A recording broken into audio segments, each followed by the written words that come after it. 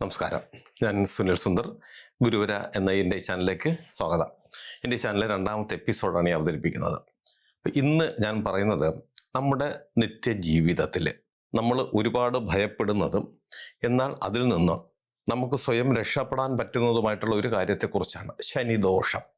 എല്ലാവർക്കും വളരെ വിഷമമുണ്ടാക്കുന്നതും ഭയപ്പെടുന്നതുമാണ് ശനി എന്ന് വെച്ചാൽ. ശനിദശ പിടിച്ചു പോയാൽ ജീവിതം തീർന്നു എന്നാണ് പലരും ധരിച്ചു വെച്ചിരിക്കുന്നത്.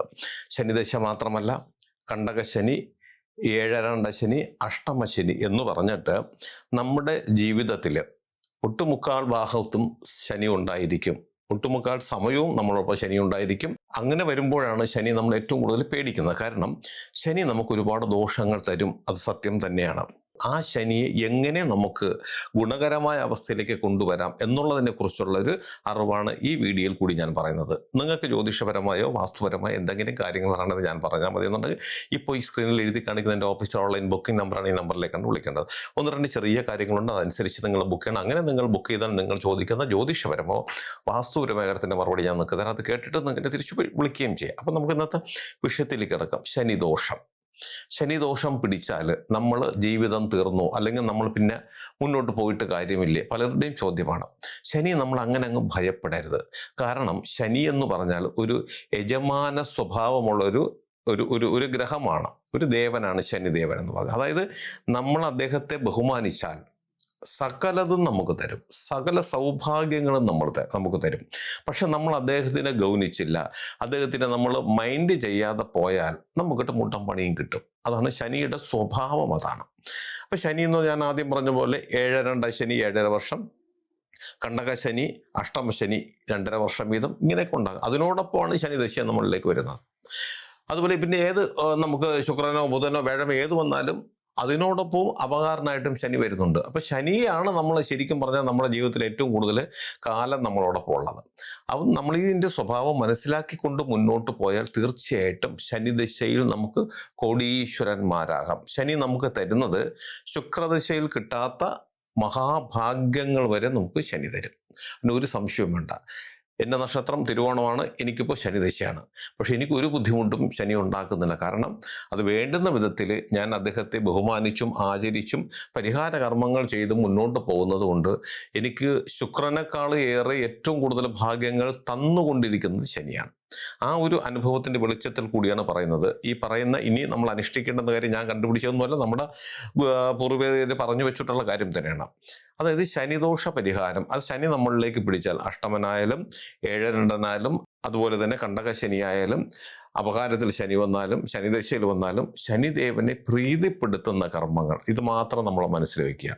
അതിൽ നമ്മൾ ക്ഷേത്രത്തിൽ പോയി ചെയ്യേണ്ടത് ശനിയാഴ്ച തോറും ശാസ്താ ക്ഷേത്രത്തിൽ, അയ്യപ്പസ്വാമി ക്ഷേത്രത്തിൽ പോയി നീരാഞ്ജനം നടത്തുക. മാസത്തിൽ ഒരു ശനിയാഴ്ചയെങ്കിലും എള്ളു പായസത്തിനുള്ള വക, അതായത് അയ്യപ്പസ്വാമിക്ക് എള്ളു പായസത്തിനുള്ള വക നമ്മൾ അവിടെ കൊടുക്കുക. നവഗ്രഹ പ്രതിഷ്ഠയുള്ള ക്ഷേത്രത്തിൽ പോയിട്ട് മാസത്തിൽ ഒരു ശനിയാഴ്ച ദിവസം കറുത്ത പട്ട്, എള്ളുതിരി, അർച്ചന, ഇതൊക്കെയാണ് ശനിദേവന് ഏറ്റവും പ്രിയപ്പെട്ട വഴിപാടുകൾ.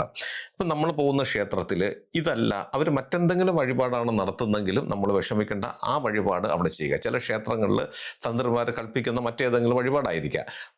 അത് നമുക്ക് ഗുണം തരുന്നത് തന്നെയാണ്. എന്താണോ തന്ത്രി അവിടെ കൽപ്പിച്ചിരിക്കുന്നത് അത് നമ്മൾ ചെയ്യുക. അതിനൊരു ക്ഷേത്രത്തിൽ നമ്മൾ പോയിട്ട്, അതായത് നവഗ്രഹ പ്രതിഷ്ഠയുള്ള ക്ഷേത്രത്തിൽ പോയി ശനിദേവന് ശനിയാഴ്ച ഈ കറുത്തപ്പട്ട്, എള്ളുതിരി, കറുത്തപ്പട്ട് അല്ലെങ്കിൽ കരിനീലപ്പട്ട്, എള്ളുതിരി അർച്ചന ഇത് ചെയ്യുന്നുണ്ടോ, അല്ലെങ്കിൽ എന്താണ് ഇവിടെ ശനിദേവന് ശനി പ്രീതികരമായിട്ടുള്ള അല്ലെങ്കിൽ ശനിദോഷത്തിന് മാറുന്നതിന് ചെയ്യുന്നതെന്ന് ചോദിച്ചിട്ട് അത് ചെയ്യുക. ഇതൊക്കെ നമുക്ക് ക്ഷേത്രത്തിൽ ചെയ്യാൻ പറ്റുന്നതാണ്. അതുപോലെ ഹനുമാൻ സ്വാമി ക്ഷേത്രത്തിൽ വ്യാഴാഴ്ച പോവുക, തിങ്കളാഴ്ച മഹാദേവ ക്ഷേത്രത്തിൽ പോവുക. ഇതെല്ലാം ശനിദോഷ പരിഹാരത്തിനുള്ളതാണ്. പക്ഷേ ഇതൊക്കെ ഒരു പരിധിവരെ മാത്രമേ നമ്മളെ സഹായിക്കൂ. ഇനി ഞാൻ പറയാൻ പോകുന്ന ഒരു ശക്തമായിട്ടുള്ള ഒരു പരിഹാര കർമ്മം, ആ കർമ്മം അത് നമ്മൾ വീട്ടിൽ നമ്മൾ സ്വയം ചെയ്യേണ്ടതാണ്. അതാണ് നമ്മൾ ചെയ്താൽ അതൊക്കെ ഞാൻ ചെയ്യുന്നത് കൊണ്ടാണ് എനിക്കും, അല്ലെങ്കിൽ ഞാൻ പറഞ്ഞു കൊടുത്ത ഒരുപാട് പേര് ശനിദശയിൽ തന്നെ നമ്മൾ വളരെ നന്നായി മുന്നോട്ട് പോകാൻ സാധിക്കുന്നുണ്ട്. കോടീശ്വരന്മാരാകാം എന്ന് പറഞ്ഞത് വെറുതെ അല്ല, അനുഭവങ്ങളുടെ വെളിച്ചത്തിലാണ് പറയുന്നത്. അതായത് മാസത്തിൽ ഒരു വെള്ളിയാഴ്ച നമ്മൾ രാത്രി കിടന്നുറങ്ങുന്നതിന് മുന്നേ ഒരു കറുത്തതോ അല്ലെങ്കിൽ വെളുത്തതോ ആയിട്ടുള്ള ഒരു ശുദ്ധമായിട്ടുള്ളൊരു തുണി, പുതിയ തുണി വാങ്ങിച്ചാലും കഴുകി അലക്കിയെടുക്കണം. ഒരു ചതുരത്തിന് ഒരു തുണി എടുത്തതിന് ശേഷം കറുത്ത എള്ള. ഇപ്പം എള്ളെന്ന് പറയുമ്പോഴത്തേക്ക് വെളുത്തതുകൊണ്ട് കറുത്തതുകൊണ്ട് ഒരുമാതിരി രണ്ടും കൂടെ മിക്സായിട്ട് വരുന്ന വില കുറഞ്ഞതുകൊണ്ട്. പക്ഷെ നല്ല നല്ല കറുത്ത എള്ള്, എണ്ണ കറുപ്പുള്ള എള്ള് നമ്മൾ നോക്കി വാങ്ങിക്കണം. അത് കൊണ്ടുവന്നിട്ട് രാത്രി നമ്മൾ കിടന്നുറങ്ങുന്നതിന് മുമ്പ് ഈ കുറച്ച് എള്ള് നേരെ ഈ തുണിയിലേക്ക് ഇട്ടിട്ട് അതിനെ നമ്മൾ കിഴി കെട്ടണം. കിഴി കെട്ടി നമ്മൾ കിടക്കുന്ന തലയിണയുടെ അടിഭാഗത്ത് ഇതങ്ങ് വെക്കുക. അതായത് ഈ നമ്മൾ തല വരുന്ന ഭാഗത്ത് എള്ള് വെച്ചതിന് ശേഷം അതിൻ്റെ പുറത്ത് തലയിണ വെച്ചിട്ട് നമ്മൾ കിടന്ന് സുഖമായിട്ട് ഉറങ്ങുക. മാസത്തിൽ ഒരു വെള്ളിയാഴ്ച. അടുത്ത നേരം പുലരുന്നത് ശനിയാഴ്ചയായിരിക്കും. ശനിയാഴ്ചയാണ് ഈ കർമ്മങ്ങൾ ചെയ്യുന്നത്. അപ്പോൾ വെള്ളിയാഴ്ച രാത്രി തുടങ്ങി ഈ എള്ള് വെച്ച് കഴിഞ്ഞാൽ ഉറക്കം എണീക്കുന്നത് ശനിയാഴ്ച രാവിലെ ഉറക്കം എണീറ്റുടനെ കുളിച്ച് ശുദ്ധമായി വരിക. എന്നിട്ട് ഒരു പിടി പച്ചരി എടുത്ത്, അതും വെള്ളപ്പച്ചരിയാണ് ഏറ്റവും നല്ലത്. ഈ ചുവന്ന പച്ചരിയൊക്കെ ഉണ്ട്, പക്ഷെ വെള്ളപ്പച്ചരിയാണ് ഏറ്റവും നല്ലത്. നല്ല തുമ്പപ്പൂ പോലെ ഇരിക്കണം വെന്ത് വരുമ്പോഴത്തേക്ക്. ആ പച്ചരി എടുത്ത് നമ്മൾ ചോറുണ്ടാക്കണം. അത് നമുക്ക് തന്നെ സ്വയം ഉണ്ടാക്കാം. ഇല്ല നമ്മുടെ വീട്ടിലെ ആർക്കായാലും, കുളിച്ച് ശുദ്ധമായിരിക്കുന്ന ആർക്കായാലും ഈ ചോറുണ്ടാക്കി കൊടുക്കാം. ചോറ് ഉണ്ടാക്കുന്നതിലല്ല കാര്യം. ആ ചോറ് നമ്മുടെ കയ്യിൽ കിട്ടിക്കഴിഞ്ഞാൽ നമ്മളൊരു തുമ്പലയിൽ, തുമ്പല വെച്ചാൽ ഒരു മുഴുവൻ ഇലയല്ല, അറിയാമല്ലോ, വാഴയിലയുടെ തുമ്പല, അത് കൊണ്ടുവന്ന് നമ്മൾ കിഴക്ക് നോക്കി നിൽക്കുക. കിഴക്ക് നോക്കി നിന്നതിന് ശേഷം ഈ തുമ്പല നമ്മൾ നമ്മുടെ മുന്നിൽ, അതായത് നമ്മൾ വീടിനകത്തല്ല വീടിന് പുറത്ത് നിൽക്കുക. ഒന്നീ ടെറസിൻ്റെ മുകളിലോ അല്ലെങ്കിൽ താഴ്ഭാഗത്തോ എവിടെയെങ്കിലും നിൽക്കുക. നമ്മുടെ മുന്നിൽ ഈ ഇല വെച്ചതിന് ശേഷം ഈ ചോറ് കൊണ്ടുവന്നിങ്ങനെ തൂവിയിടണം. ഉരുളയായിട്ടൊന്നും ഉരുട്ടൊന്നും ചെയ്യരുത്. ഇട്ടതിന് ശേഷം ഈ എള്ള്, നമ്മൾ കിഴികെട്ടി വെച്ച എള്ളുണ്ടല്ലോ, ആ എള്ള് കൊണ്ടുവന്നിട്ട് കയ്യിലെടുത്തിട്ട്, അതായത് കിഴി നോക്കരുത്, കിഴിയോടുകൂടി അത് നമ്മുടെ കയ്യിൽ വെച്ചിട്ട് നമ്മൾ ശനിദേവനോട് പ്രാർത്ഥിക്കുക. എല്ലാ ദോഷങ്ങളും മാറ്റി സർവ്വ ഐശ്വര്യങ്ങളും തരണം. നമുക്ക് എന്തൊക്കെയാണോ നമുക്ക് അതെല്ലാം പ്രാർത്ഥിച്ചതിന് ശേഷം 7 പ്രാവശ്യം നമ്മൾ തലയ്ക്ക് ഒഴിയണം. അത് ക്ലോക്ക് വൈസിന് തന്നെ നമ്മൾ ഒഴിയണം, തിരിച്ചൊഴിയരുത് വലതു ഭാഗത്തേക്ക്. അതാണ് വലം വെക്കുന്നു എന്ന് പറഞ്ഞത്. ക്ലോക്ക് വൈസിന് തന്നെ 7 പ്രാവശ്യം ഒഴിയുമ്പോഴും നമ്മളിത് മനസ്സിൽ ഇങ്ങനെ നമ്മൾ മറ്റു ചിന്തകളൊന്നും വരരുത്. ശനിദേവനെ നമ്മൾ മനസ്സിൽ കണ്ടുകൊണ്ട് നന്നായി പ്രാർത്ഥിച്ച് എൻ്റെ എല്ലാ ദോഷങ്ങളും മാറ്റി തരണേ, സർവ്വ ഐശ്വര്യങ്ങളും തരണേ, തൊഴിലിൽ നമുക്ക് അഭിവൃദ്ധി തരണേ, സമ്പത്ത് തരണേ, വരുന്ന സമ്പത്തുകൾ നിലനിർത്തി തരണേ എന്നും കൂട്ടായിരിക്കണമെന്നെല്ലാം പ്രാർത്ഥിച്ചുകൊണ്ട് 7 പ്രാവശ്യം ഒഴിഞ്ഞതിന് ശേഷം ഈ ചോറിലേക്ക് ഈ കിഴി അഴിച്ച് ഈ എള്ള് മുഴുവനായി അതിനെയൊക്കെ തട്ടിയിട്ടതിന് ശേഷം ശുദ്ധമായ നല്ലെണ്ണ, ഒരു 5, 6, 7 തുള്ളി നല്ലെണ്ണ കൂടി അതിനകത്ത് ഒഴിക്കുക. ഒഴിച്ചതിന് ശേഷം അപ്പോഴൊക്കെ നമ്മൾ പ്രാർത്ഥനയായിരിക്കണം. നമ്മൾ മറ്റൊരു കാര്യവും ചിന്തിക്കരുത്. പ്രാർത്ഥനയോടുകൂടി ഈ കർമ്മം ചെയ്യുക. എന്നിട്ട് ഈ 3, അതായത് ചോറ്, എള്ള്, ഈ നല്ലെണ്ണ, ഇത് 3 കൂടി നന്നായി കുഴയ്ക്കുക, മിക്സാക്കുക.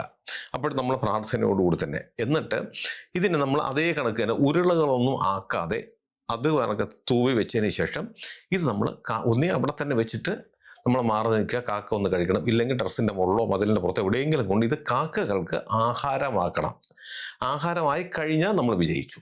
കാക്ക എടുത്തില്ല എന്നുണ്ടെങ്കിൽ അതിന് നമുക്ക് ഫലമില്ല എന്നാണ് മനസ്സിലാക്കേണ്ടത്. അപ്പോൾ കാക്ക എടുക്കുന്ന വിധത്തിൽ നമ്മളിത് എവിടെയെങ്കിലും വെച്ചിട്ട് കാക്കയ്ക്ക് കൊടുക്കുക. കാര്യം കാക്ക എന്ന് പറയുന്നത് ശനിദേവൻ്റെ വാഹനമാണ്. ഇതിൻ്റെ ഒരു തത്വം അതാണ്. നമുക്ക് വന്നിട്ടുള്ള ദോഷങ്ങൾ ശനിക്ക് ഇഷ്ടദ്രവ്യമായ കറുത്ത എള്ളിലേക്ക് അത് ആവാഹിച്ച് ആ ദോഷങ്ങൾ, അപ്പോൾ ആവാഹിക്കുമ്പോൾ ദോഷങ്ങളാണ് എള്ളിലേക്ക് ആവാഹിക്കപ്പെടുന്നത്.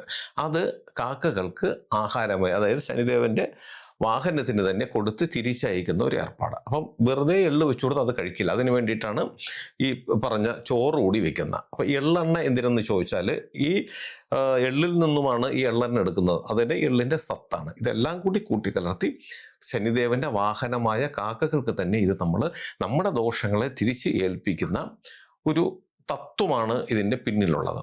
ഇത് നമ്മൾ കൃത്യമായിട്ട് മാസത്തിൽ 1 പ്രാവശ്യം ചെയ്താൽ മതി. നമ്മൾ വെപ്രാളം കൂടി എല്ലാ ആഴ്ചയും ഇത് ചെയ്യേണ്ട. മാസത്തിൽ 1 ദിവസം, ഒരു ശനിയാഴ്ച ദിവസം ഈ കർമ്മം ചെയ്താൽ നിങ്ങൾ എഴുതി വെച്ചോളൂ. തീർച്ചയായിട്ടും നിങ്ങൾക്ക് ഇനി എത്ര വലിയ മൊട്ടം ശനിയാണെങ്കിൽ പോലും ആ സമയത്തിന് നിങ്ങൾക്ക് ഭാഗ്യങ്ങൾ അമിതമായിട്ട്, വ്യാഴദശയിലോ ബുധദശയിലോ ശുക്രദശയിലോ കിട്ടാത്ത ഭാഗ്യങ്ങൾ ഉറപ്പായിട്ട് നിങ്ങൾക്ക് കിട്ടും. ഭയഭക്തി ബഹുമാനത്തോടുകൂടി ഈ പറഞ്ഞ കാര്യം നിങ്ങൾ ചെയ്താൽ മതിയാകും.